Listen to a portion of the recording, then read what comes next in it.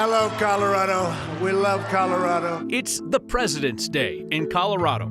President Trump rallies Republicans in Colorado Springs, while two Democratic women who want his job also swing through looking for votes. We sit down with another of the candidates tonight.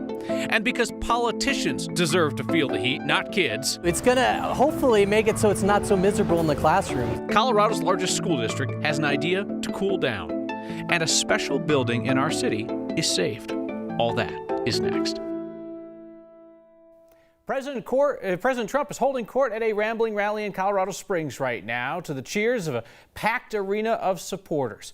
He opened with the one thing that Republicans and Democrats both wanted him to say today, that Senator Cory Gardner has been in lockstep with him all the way. Republicans in the room applauded, and Democrats will put it in their campaign ads. President Trump spent the last 30 minutes of the rally on the usual smattering of topics, complaining that a foreign film won the Oscars, reading 10 minutes of online poll results, and making fun of Mike Bloomberg's height. Let's listen in now to see what about. I said, let me see you. I want to see what you look like. He stands up, uniform, everything else. And by the way, I did something for Air Force, but I did something for all of the academies. If you were a great athlete, and they had a hard time recruiting, although they've done well. If you're a great athlete, you can't, we wanted to sort of get them to go, but they didn't because they didn't want to serve 5 years in the military and then they'd go into the NFL or baseball. So I had one of the teams in, they said, sir, give us the waiver, sir. They've been after the waiver. You know what the waiver is? That means that if you're a great athlete, you can go to the Air Force Academy or Army, Navy, the Coast Guard. You can go to one of our service academies. I did the rule, and we got it through Congress. And you don't have to serve. You go directly into the major leagues, into the NFL, and you serve your time after when you get out. Isn't that great? And the Army coach, who's a great guy, all great guys, Navy coach, the Army coach, said, sir, if you do that, we can compete with anybody because we lost a lot of great athletes. I don't know if they can compete with Air Force. Air Force is pretty good. There are very few people who can come into Colorado Springs and talk about how great Army and Navy are and not get booed, and that man is one of them right there, the President of the United States, Donald Trump. We will hear from Marshall Zellinger, who is at the rally and saw the lead up and which speakers were featured, which ones weren't. We'll check back in with him at the President's rally in just a moment. Denver Public Schools thinks it has a solution for a lack of air conditioning in 57 of its school buildings. And the solution is not adding air conditioning. Mark Salinger shows us a new proposal to shift when the school year starts in the hottest part of those months. If you've been outside today, it's hard to imagine thinking about air conditioning, but AC, or lack thereof, is on the minds of Denver school board members. It's going to hopefully make it so it's not so miserable in the classrooms. The superintendent for Denver Public Schools will propose shifting the calendar for 57 schools in the district without air conditioning, having students start class when it's not so hot outside. This is an opportunity to find a cost-effective way to alleviate some of that heat without putting air conditioning in our buildings. Board member Scott Balderman says school would start the first week of September, 2 weeks later than the current calendar. It would end in early June, 1 week later than what's on the schedule now. Somewhere in the calendar, the district will have to find 5 days where students aren't currently in class to make up for the changes. Studies show that when kids are in hot classrooms, they don't do as well at learning. The district says it would cost more than $200 million to add air conditioning to every school. This proposal would give schools without AC the option to keep kids out of 90-degree classrooms, like we saw this past summer. We just got to weigh the benefits and figure out what is going to be the most effective way with a limited budget that we have. Now, an actual calendar showing the exact dates hasn't been released yet. Kyle, the changes would only impact those 57 schools that don't have air conditioning in DPS. And the schools get some leeway in this, too. Yeah, even if they pass this, even if the board passes this, it doesn't mean that every school has to adopt this calendar. That'll be up to each school. They're going to be sitting there sweating. The kids are going, come on, you had a chance. You have to adopt it. You could have saved us. All right. We'll see what happens. Thank you. An elected state representative made up a conspiracy theory about Senator Bernie Sanders' health last night. This wasn't a Republican doing this. It was Democratic State Rep Sonia Jaquez-Lewis from Boulder County, who claimed without evidence that Senator Sanders may have had a stroke. Jaquez-Lewis tweeted out her theory during last night's debate. Now, you may know Senator Sanders is facing questions about how much of his medical records he'll release after he had a heart attack. But this stroke claim appears to be pure political retaliation from Representative Jaquez Lewis, because when we questioned her about it today, she blamed Sanders supporters, who she called Bernie bros, saying that they're online harassers and bullies. The representative indicated that that is why she made up the theory about Sanders' health, but she said that she regretted doing it and noted that she had deleted it. Her Democratic leadership at the Capitol declined to talk to us about it. Senator Sanders sat down with me for a one-on-one conversation earlier this week. We talked about a number of Colorado-specific issues, and you can see that on the next YouTube channel right now. We have invited all 8 of the Democratic candidates for president, as well as President Trump himself, to join us here for a similar discussion. Tomorrow on Next, we'll talk one-on-one with Minnesota Senator Amy Klobuchar, who is in Aurora tonight for a rally at the Stanley Marketplace and then a fundraiser.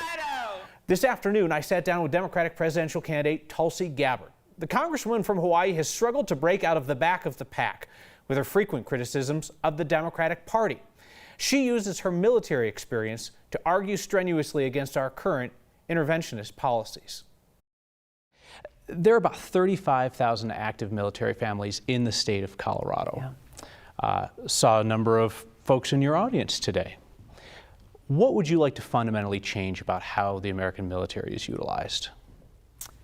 By ensuring that our men and women in uniform, those who take that oath of loyalty, willing to lay their lives down in service to our country, are honored by only sending them on missions that are truly worthy of their sacrifice, that are missions actually serving our country's national security, the safety, security, and freedom of the American people. You are currently suing Hillary Clinton for suggesting that you are a Russian asset. I want to kind of set aside the name-calling portion of this and try to look at the core of the criticism, because a lot of the same has been said about President Trump. People will name-call and say that somebody's a Russian asset, but set that aside. Your Middle East policy, would that not be an asset to Russia? I don't know how you can ask me to set aside a baseless accusation coming from the former Secretary of State, former First Lady, former U.S. Senator, that attempts to devalue the very essence of who I am. The accusation that she has made isn't just something like, well, this is just something someone threw out. No, this is something that attempts to devalue who I am as a person and what I have dedicated my life to, just as it devalues the same oath of service that every one of our service members has taken. My foreign policy is focused around what serves the best interests of the American people and our nation's national security, and how we as the United States can actually be the force for good in the world that represents our values. Gabbard and I also discussed her focus on protecting online privacy. You can see that and all of our unedited interviews with the presidential primary candidates on the Next YouTube channel.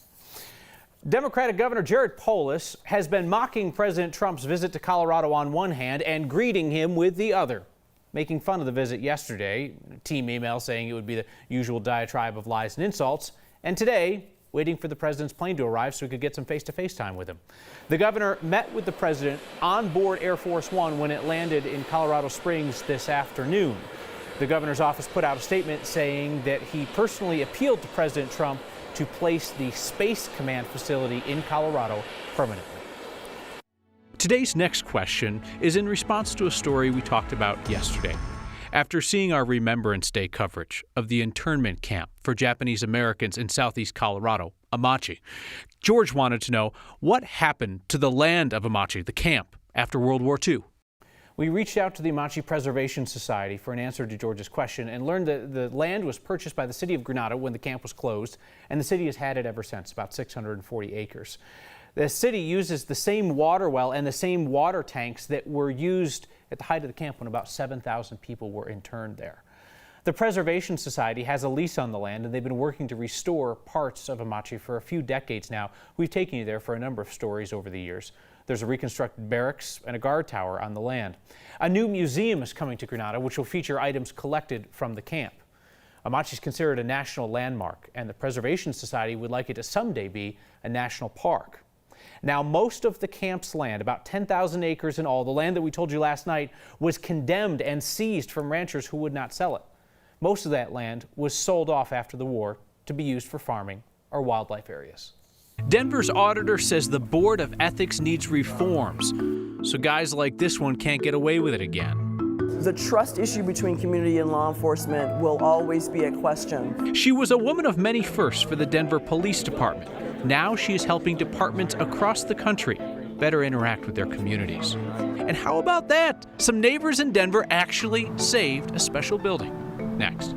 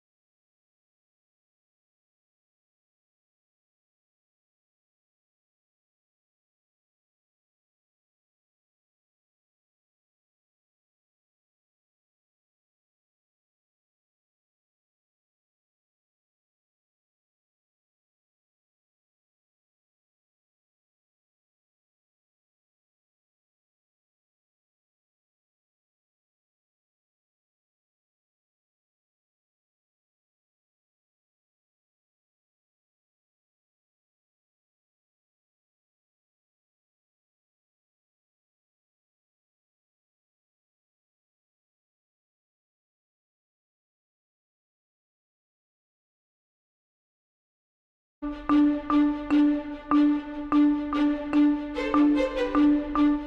it was a gorgeous day across the entire state. Nice to have some sunshine, some bright blue skies. This is the view out there in Steamboat. Sandy capturing that awesome shot. And a snapshot of the month of February as far as our temperatures go. Yeah, it's been on the cooler side, below average for sure, with a string of below average days this week. But looking ahead toward Friday, the start of the weekend, a nice little warm up on the way. Courtesy high pressure as it's driving into Colorado. That means a drier day and also a warmer one too. Tonight, clear skies out there. Temps though falling into the teens across the plains, and will go sub-zero tonight in Steamboat, down to 2 in Winter Park and 3 in Vail.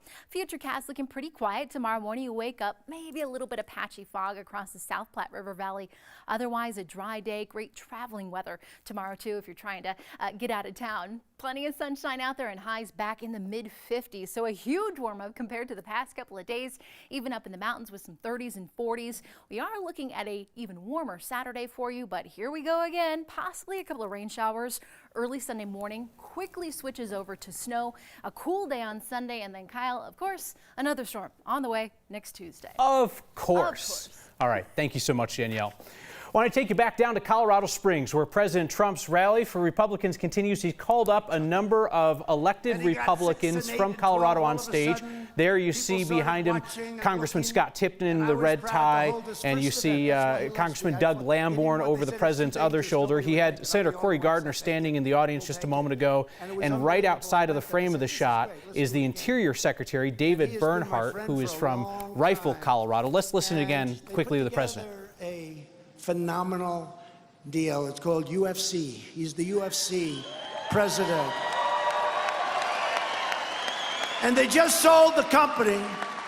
He started it off for about $30, and they just sold it for $4 billion.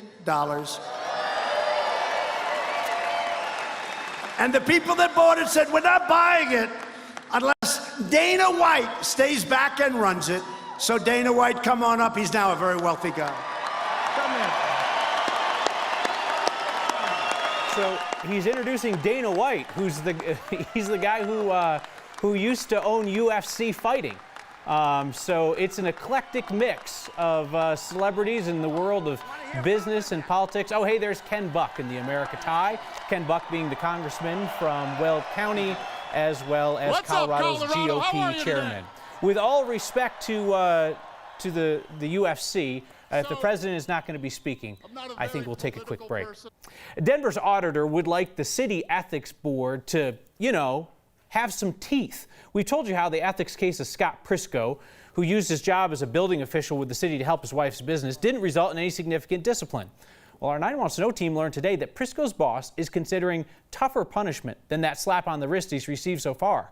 It's punishment that the ethics board itself cannot currently issue. The initial response from the city was to say that it was just a kind of a lapse in judgment, and I think that the Board of Ethics thought it was a much more serious situation than his supervisor, at least immediately, seemed to have. If the Ethics Board had the kind of authority that we were talking about this morning, that they could have taken some action. The auditor is recommending that the ethics board be allowed to punish someone for breaking the rules instead of outsourcing that to their bosses. And he's suggesting that the ethics board be allowed to launch its own investigations rather than waiting on formal complaints. It's now up to Denver City Council to assess those changes. She spent 25 years protecting Denver's streets. First commander, African-American commander for Denver, first female captain for the city of Denver. Today, she's honored for her work in our community that went beyond the call of duty.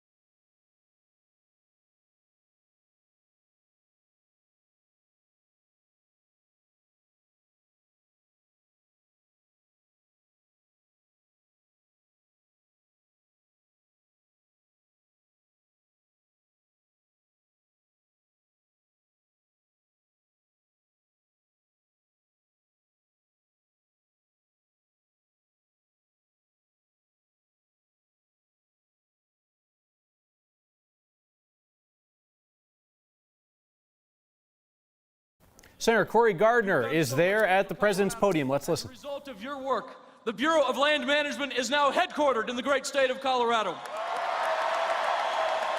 United States Space Command and Space Force are operating out of Colorado Springs.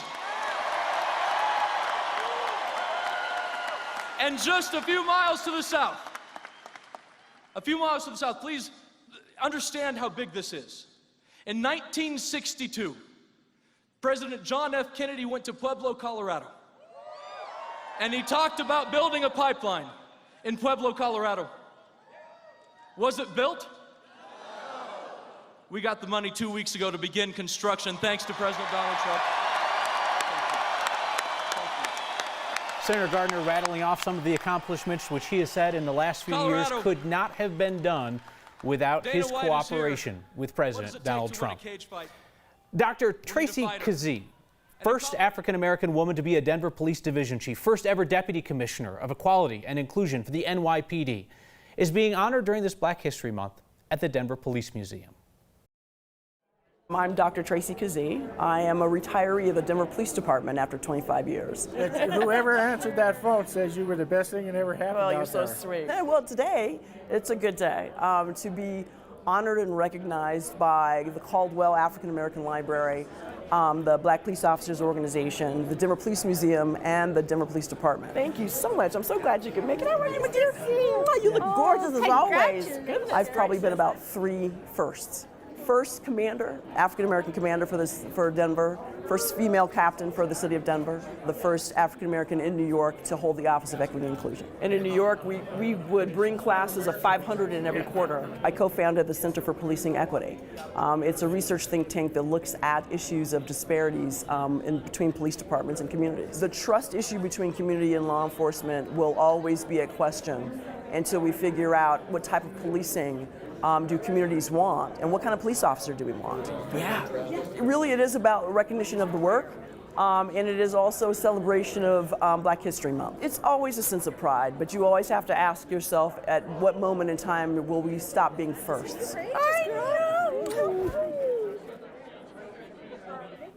We can tell you tonight the Berkeley Chapel's been saved. The neighbors working to preserve it announced it's been sold, and not to that one developer who wanted to demolish it.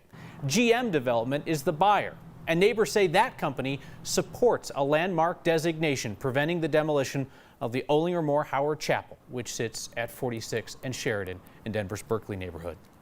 Your feedback about this, the President's Day, next.